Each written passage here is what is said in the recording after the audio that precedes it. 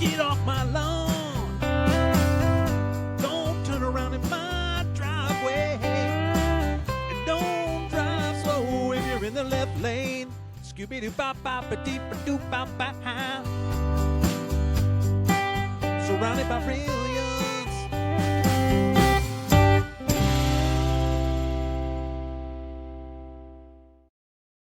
Hey there! Yeah, that's right. Chip Stevens here, filling in for my best bud, Josh Will. Although I hang out in circles, we call him J-Baby. That's right. Anyways, I'm Chip Stevens here, hosting the Surrounded by Brilliance podcast. Josh gave me a script, but I don't do scripts. I do it the Chip Stevens way. You damn right. Anyways, here's what the Surrounded by Brilliance podcast is all about. It was created to bring together like-minded people who don't get offended by much and who are annoyed by most things. It's a podcast where humor, levity, and a little bit of serious discussion will give you a glimpse into Josh's brain. He says he's a self-proclaimed get-off-my-lawn guy, but I don't even know what the hell that means. You'll hear funny stories, according to Josh, some interesting opinions, abso-frickin-lutely, because Chip's here, a lot of grumpiness, I agree, and a whole lot more from some really, you know what, this script Josh gave me is bullshit. Anyways, I'm just going to introduce you to today's guest. Today's guest, first-time caller, first-time listener, first-time guest of the show, Mr. Lester Wangsfor, because you know what a Wang's for. Lester, a longtime friend and confidant of Brandon Hoehn, has been a substitute teacher teaching health and PE for the last 40 years at Johnson Community Schools. In his spare time, he manages a youth T-ball team known as the Shockers and has led them to 4 straight championships. When he's not shaping the youth of tomorrow, he's passionate about his own health and fitness and self-care. He loves a solid yoga session followed by a 4-mile rollerblade trip. Lastly, his love of fashion also keeps him up with the latest fashion trends. I got to tell you, welcome to the show, Lester, and I am looking at your fashion statement there. Oh, my goodness. How are you? I'm wonderful. You know, I got to say, I'm pleased to be here today. I don't know what this is, but I'm pleased. Hey, it's just friends having a conversation. J-Baby, Josh Will, is a good friend of mine. He asked me to fill in. You, apparently, are a good friend of Brandon Hoehn, who's a very good friend of Josh Will's. So here we are, just 2 rookies doing this podcast thing. Who knows where it's going to take us? But all I know is this.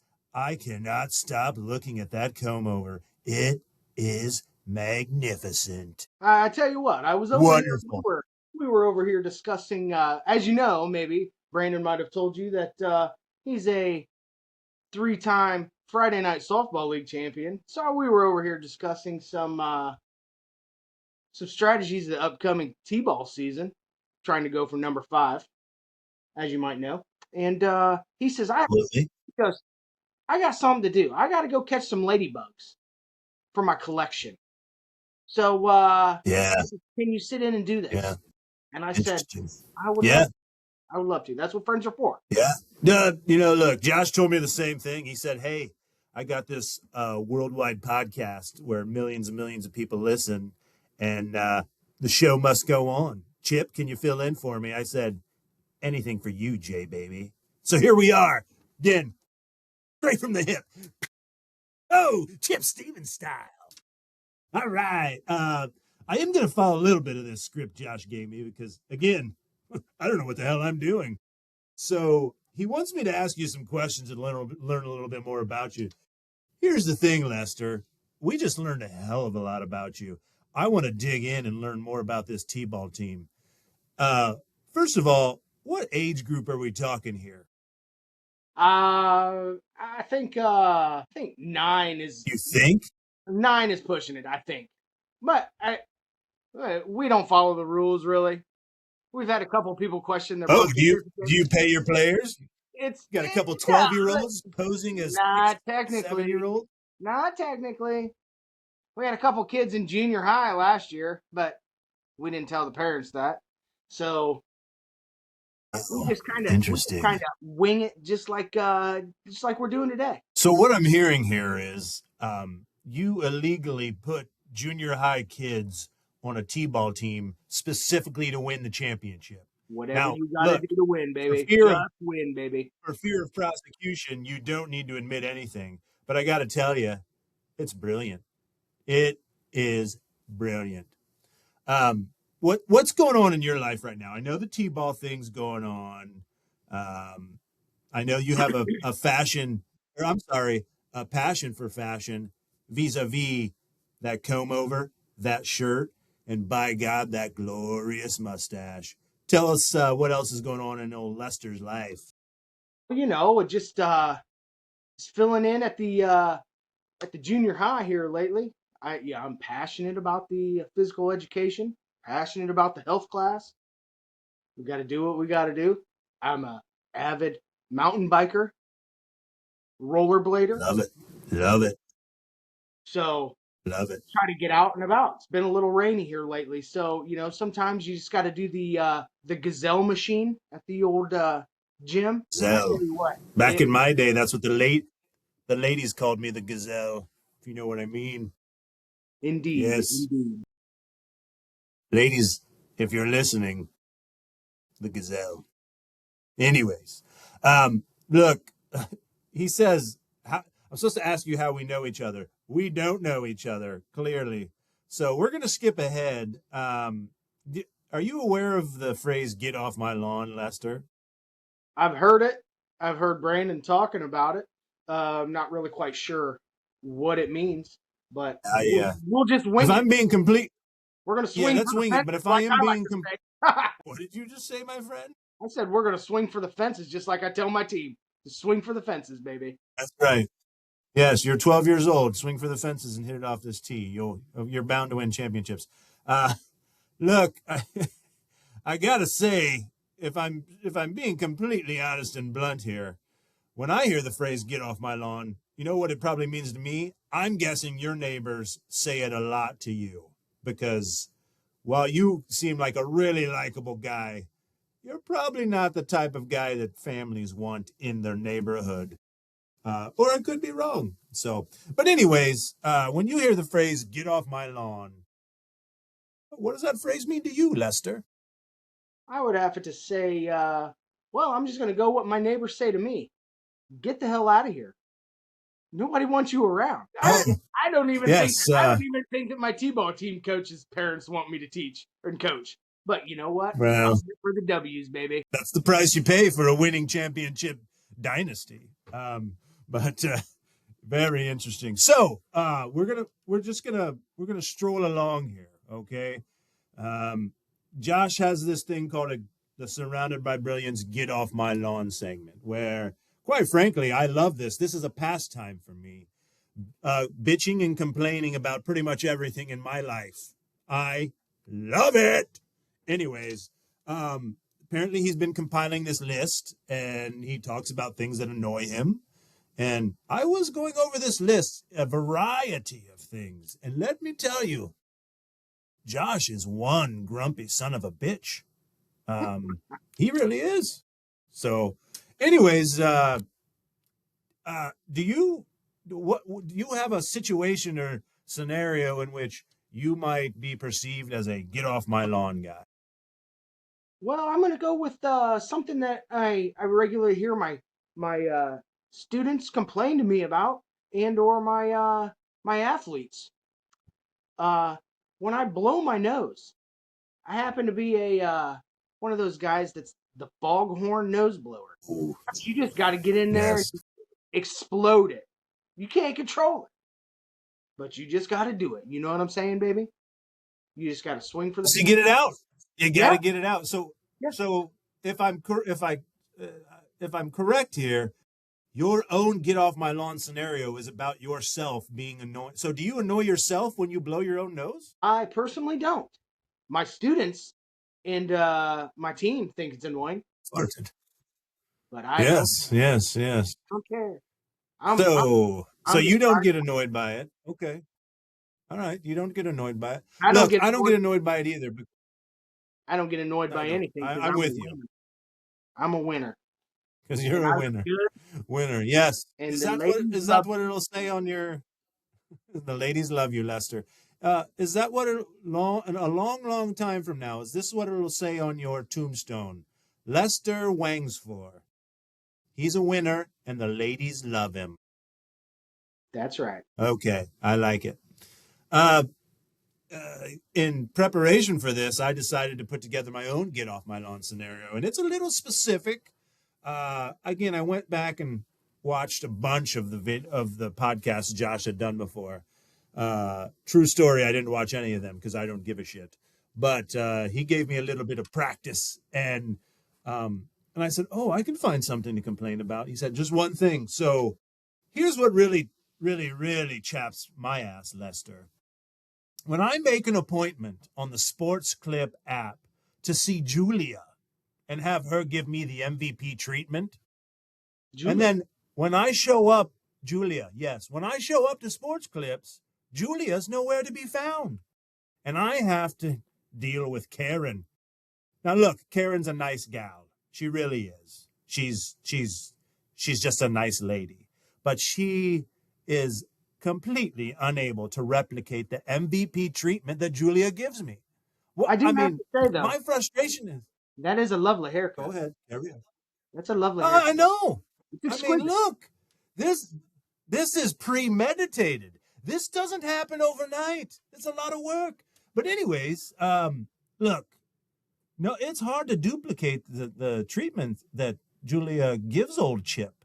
And my question is, why do we even have the app? If, sorry, I'm getting a message here from my wife. I must read it. What is it? Oh no, she's traveling abroad. Well, no, she's traveling not. Anyways, she's traveling. She is abroad. Anyways, that's but all yes, that matters.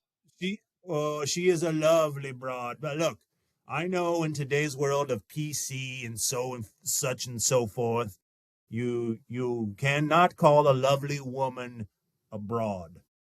And my wife is not a broad, but I come from the generation. I mean, look, I know I look good, but I'm 86 years old. Okay.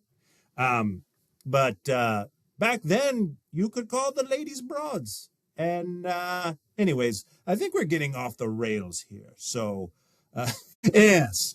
So now Josh has put together some questions he'd like me to ask you. And I'll be honest with you, I hate all of them. So quite honestly, I'm going to maybe shoot a little bit from the hip here. And I'm not going to do them in the order in which he asked. So if you're watching this, Josh, Lester and I don't give a shit. Okay? So, Lester, this isn't a bad one. Zombie apocalypse happens. You know about these zombies. There's various types of them. How long do you think you'd survive in a zombie apocalypse situation? With my physical prowess and my biking ability, I could be one of the last. I could be one of the last few. But you're just going to outrun them on your bike? I can rollerblade them too. Out rollerblade them.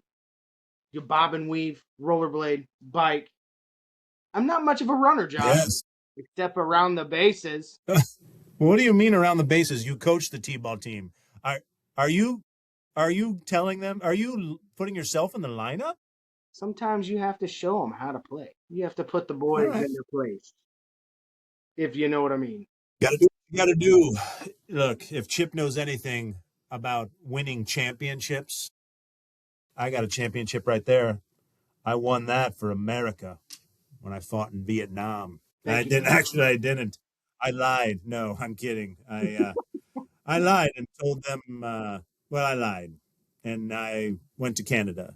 The sons of bitches found me, though, and by then it was all over.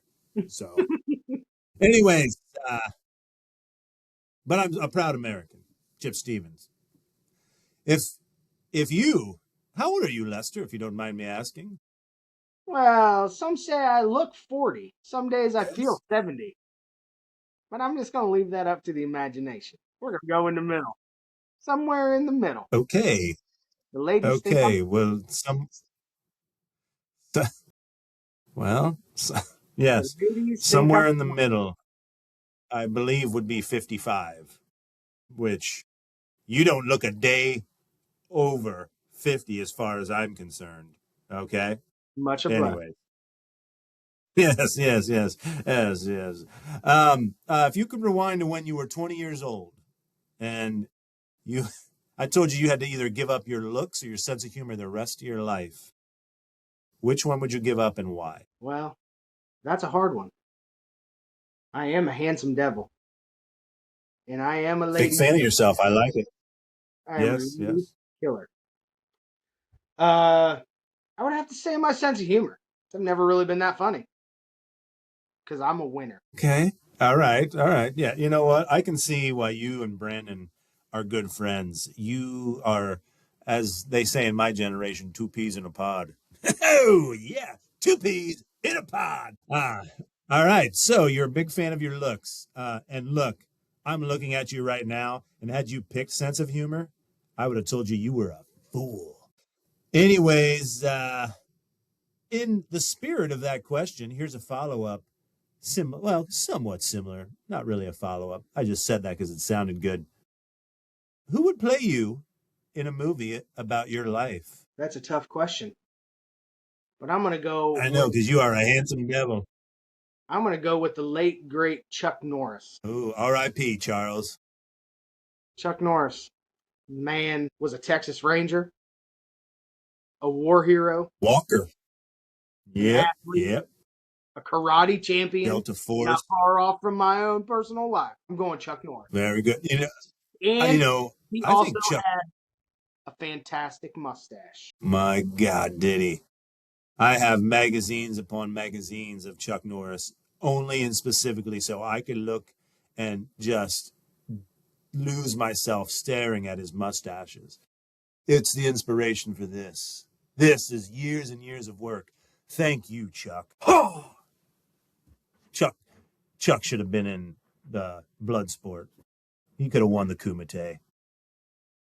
All right, Lester. Again, your age is up for debate because you don't fall under traditional rules. But let's just make the assumption that you're, I don't know, 69. And what's one thing 69-year-old Lester would tell his 22-year-old self if he could go back and tell him something? I would tell my young self to get yourself a station wagon because Good investment. not only can you haul lumber, the ladies love them. Yes, Get groceries, they do. can go to the drive-in movie if you know what I mean, and find out what the Wang's for. Whoa. I don't know. Josh didn't give me any instructions, but I hope, obviously, this is not a PG podcast. Uh, we've talked a lot about your job. I noticed that it seems you've never actually had a full-time job. You've just been a part-time teacher for 40 plus years. Is that because you're just passionate about so many things and you don't like to be held down by full-time employment so that you can be free, like a butterfly or a bird and, do as you want? I'm just over here Is that like a fair this. assessment? I got to keep my options open for T-ball season. I got to keep my options open at any time. At any point, there could be a Yes. job come up to sell insurance. Lester's been known to do that a time or two. I can dabble. Lester, I'm learning a lot about you. I've just got to ask, do you live in your parents' basement? Not anymore. I am Really? in When my did you? own apartment. Thank you. You know what? I could tell. I just wanted to confirm it because I know. I'm looking at that beautiful piece of art behind you. I'll buy it from you right now I do have to for say, though, $300. sold. It's not even mine to sell, but it's sold. Anyways, I cut you off there, being enamored with your art. What were you saying, Lester? I don't even know. Let's move on then. What's you've had many a jobs, but what's the most satisfying part of your current employment? I have to say, molding America's youth, teaching about health, Yes. physical fitness, the Okay. reproductive system, all of it, all of it. Look, if Go I for it. had a child, junior high age, middle school age, you are the guy I'd want them to be taught about the reproductive system. Just looking at you, I can tell you know a lot about it. I tell you what, Well done, Lester. a seventh grader comes into my class at the beginning of the year, and they are a ball of clay. By the time they leave at the end of that, they are a molded sculpture, work of art. Yes. Thank you, Lester. Yes, they are fans of you. Lester, question for you. Again, I know you dress like a man who has the means of a sheik, because I know that those clothes are not cheap. So $50 million probably means nothing to you. I mean, but for $50 million, do you think you could do the following? In a 24-hour period, could you run 10 miles, drink 24 alcoholic beverages, and eat 24 regular-sized tacos? All has to be done in a 24-hour period. You do it, you wake up $50 million richer. Could you do that? Well, I tell you what, Chip. I've been doing that my entire life, and I've never received a dime for it. So if you're telling me you're going to give me some money, did you say 50 million? Yes, I did. I know money means nothing to you. You're a man of principle, I can tell. If you're telling me that you're paying me $50 million for something I'd be doing that I do all the time anyways? No, look, I don't have $50 million. It's a made-up scenario, Lester. Just answer the question. So it sounds like you're a yes. Am I hearing this correctly? Absolutely. You're a solid yes. Okay, I knew it. I'm just looking at you. I can only see you from the shoulders up, and I can tell your physique is phenomenal. Consider it done. You could do it. Consider it done. Oh, consider it done. I will work my hardest to find someone with $50 million. So, yeah. Lester, we're nearing the end of this, of what he has scripted for me, but we can talk more here. This is an interesting question Josh poses, and I'm curious as to what your response is. But he asks, would you rather fight 100 duck-sized horses or one horse-sized duck? And whatever you pick, why did you pick said option? Specifically, you have no weaponry. This is hand-to-hand combat only. I would go the 100 duck-sized horses. Oh, do tell. Why would you do that? Have you ever seen a duck the size of a horse? I don't think you want to. Look, I know that you want to, but I'm going to disagree with you here. That's pretty. Disagree. Go ahead, carry on. Frightening. I think if when you're as athletically gifted and the muscular ability of someone myself, I think you could punt a lot of those duck-sized horses over. That makes sense. I mean, I can tell you're a man with a muscular exoskeleton. I mean, I just see it. It is amazing. But here's why you're wrong. That's a lot of work. That's 100 duck-sized horses. They have 4 hooves, 4 legs. You got horse legs flying everywhere. You just need one good shot to a horse-sized duck to take that son of a bitch down. And then you suffocate it. You put it down one time. And they just have tiny little duck legs. Now, proportionately, if it is the size of a horse, it's going to be thicker than normal. But you have one duck, 2 legs to worry about. You knock one of those legs down, you have the advantage. As opposed to, let me do the math, 100 duck-sized horses, 4 legs, carry the one. Is that 4,000 legs? I believe it is. It's a lot. I'm not a math teacher. No, obviously not. So you'd rather take on 4,000 duck-sized horse legs versus 2 horse-sized duck legs. Is that what I'm hearing? That's an accurate assessment. Yeah. Mm-hmm. Yes. It's become very clear. Either. but I know. Yes, yes. No. I'm with you. It's become very clear to me why you teach PE and nothing else. So you've honed your craft. I understand why you're good at it, but please, please don't ever teach those children about math or physics or anything else, because you will not have molded them. To disagree, my friend. Well, look, let me say this, Lester.